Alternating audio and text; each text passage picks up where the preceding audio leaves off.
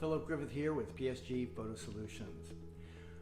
You've had boxes of photos digitized. Now, how do you enjoy them? Uploading them to a digital frame is the perfect way to have your own family slideshow at your fingertips. I love Nixplay frames because you can send your pictures to your parents' frame even if they're on the other side of the country or around the world. Do you have a precious vintage photo that you're afraid to expose to dust and sunlight? Have it scanned and print a copy that you can then frame and have in your home while the original is safe in archival storage. You got your home movies converted.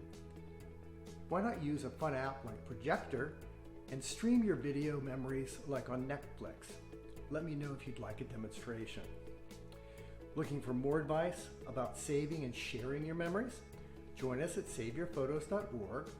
You can watch the mini classes through the end of October. I hope you've enjoyed this month of tips and tricks on saving your photos and enjoying them. Continue looking here on LinkedIn, Facebook, and Instagram for my posts. And remember to like and share them with your friends so they can use their photos to tell their story so that they will last for generations.